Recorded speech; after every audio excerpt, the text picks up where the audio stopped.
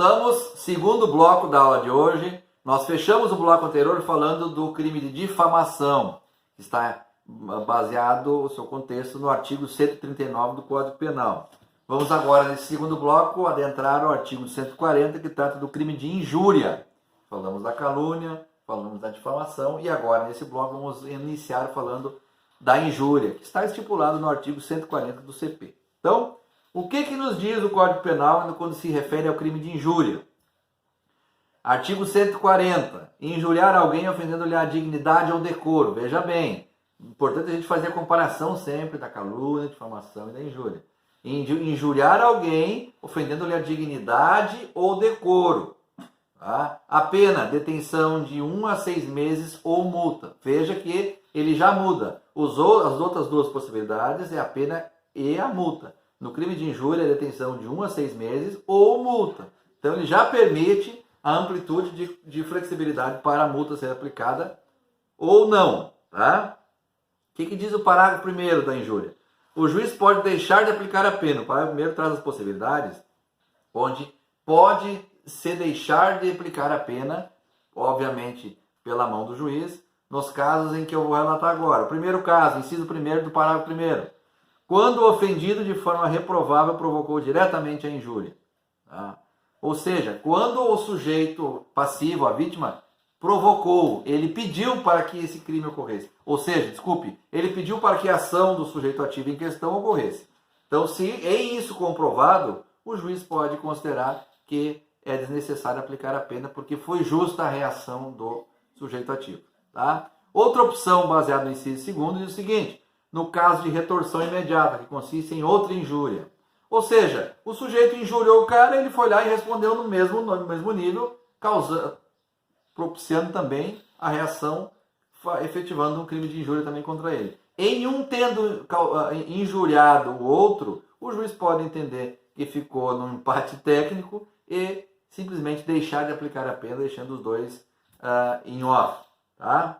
Bom, o parágrafo 2º do artigo 140 diz o seguinte: se a injúria consiste em violência ou vias de fato, veja bem, e já nós estamos indo para um caminho que vai fugir do campo da palavra, do campo do verbal, entrando para o campo da agressão, da violência, das vias de fato. Então, o parágrafo 2º do artigo nos diz o seguinte: se a injúria consiste em violência ou vias de fato, que, por sua natureza ou pelo meio empregado, se considerem aviltantes, tá? A pena vai ser alterada e vai ficar de detenção de 3 meses a 1 ano e multa, além da pena correspondente à violência. Ou seja, se da injúria, tá? Consistia ainda vias de fato. Começou com injúria, acabou em vias de fato.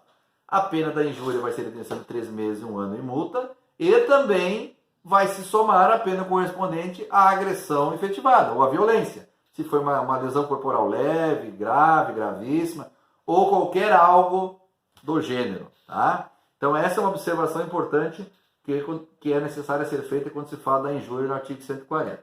O artigo 140 nos traz ainda o último parágrafo, que é o parágrafo 3º, que fala o seguinte: se a injúria consiste na utilização de elementos referentes à raça, cor, etnia, religião, origem ou condição de pessoa idosa ou portadora de deficiência, a pena aumenta e aumenta muito.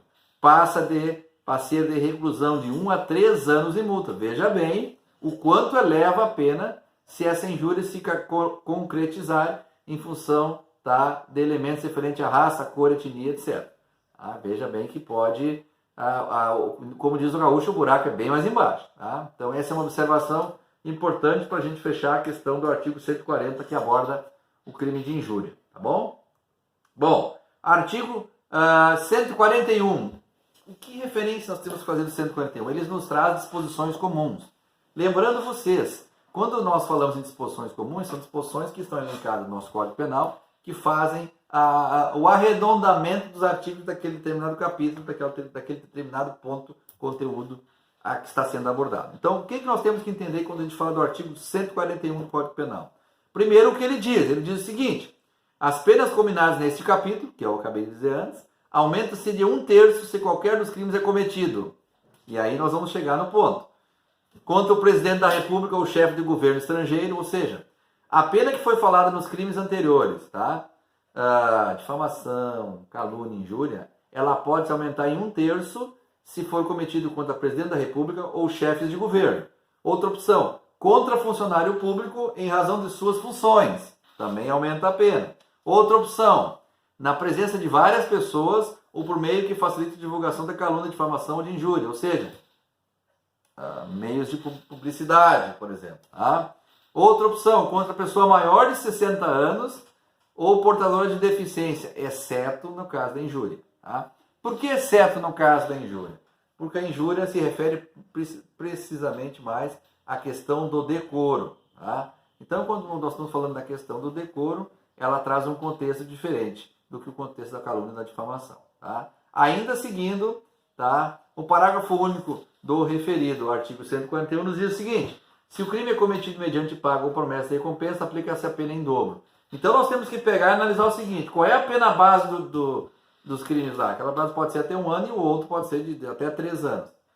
Se o crime é cometido mediante pago ou promessa, ou seja, eu paguei alguém para injuriar, para caluniar, para difamar, a pena ela pode ser aplicada até em dobro da pena base ao qual foi condenado o infrator, o criminoso. Tá? Isso está onde? No parágrafo único do artigo 141, que traz as disposições gerais respectivas ao capítulo em questão. Tá? Bom, temos agora um ponto importante, que é o da exclusão do crime. Veja bem, tem alguns pontos que a gente tem que pausar e respirar e fazer uma análise sintética. Onde está isso, professor? Pulem o artigo 141, nós vamos agora para o artigo 142 do CP. E lá nós vamos abordar a questão da exclusão do crime. O nome já diz, né? A possibilidade de excluir o crime, ou excluir a configuração do crime para aquela determinada situação, para aquele determinado sujeito. Tá? Então, o que diz o artigo em síntese? O artigo 142 diz o seguinte: não constitui injúria ou difamação punível, e aí ele traz as opções em que não constituem. E vamos vamos analisá-las agora uma a uma. Qual é a primeira? Então vamos lá. Não constitui injúria ou difamação punível. Primeiro inciso diz o seguinte: a ofensa enrogada em juízo, na discussão da causa pelo parte ou por seu procurador. Tá? Ou seja, se estiver em juízo, esta configuração não vai constituir injúria ou difamação, porque está dentro da situação fática em que pode ocorrer esse determinado de condição e na presença da autoridade competente para fazer essa avaliação no momento. Tá? Portanto, não vai haver representação de fato que esteja sendo ocorrida dentro da casa da judicial brasileira. Tá bom? Inciso segundo diz o seguinte: não constitui injúria ou difamação impunível quando a opinião desfavorável da crítica literária, artística ou científica, salvo quando inequívoca a intenção de injuriar ou difamar. Ou seja, claramente fácil de interpretar. Não vai ocorrer injúria ou difamação punível quando houver uma crítica ou uma opinião científica, ou em periódicos ou em jornais, tá? Sem intenção inequívoca de injuriar alguém, sabe? Comentando que existe algo andando que está mensurando a situação tal do fulano de tal. O jornal não está dizendo que o fulano de tal é um sem vergonha, ele está comentando a situação. Portanto, não constitui injúria e difamação punível. O inciso terceiro diz o seguinte: o conceito desfavorável emitido por funcionário público em apreciação à informação que preste no cumprimento de seu dever ou ofício. Ou seja, não vai constituir injúria ou difamação punível o conceito desfavorável de um funcionário público, tá? Quando ele estiver efetivamente no cumprimento de seu dever ou ofício. Ele pode ter se manifestar em alguma situação que pode parecer, de certa maneira, que configure um crime da linha desse capítulo, mas se ele estiver efetivamente emitindo a função, a opinião ou a situação similar dentro da função do seu cargo específico, existe a possibilidade real de não constituir injúria nem difamação punível. Tá? Esse inciso terceiro do artigo 142.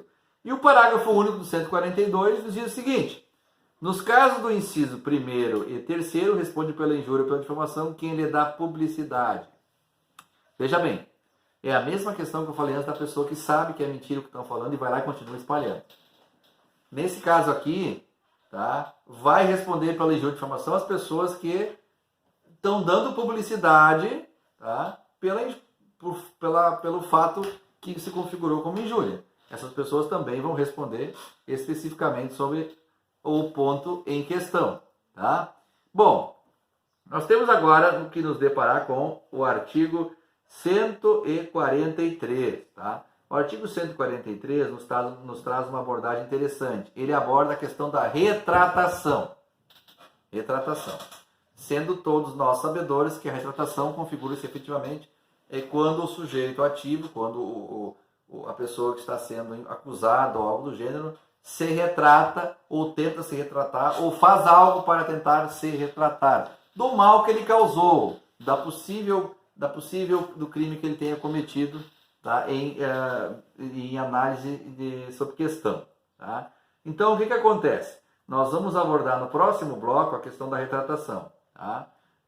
E abordando a questão, inclusive, da importância da diferenciação, das possibilidades em que é permitido e que pode ser aceito a efetiva retratação. E como tem que ser feito?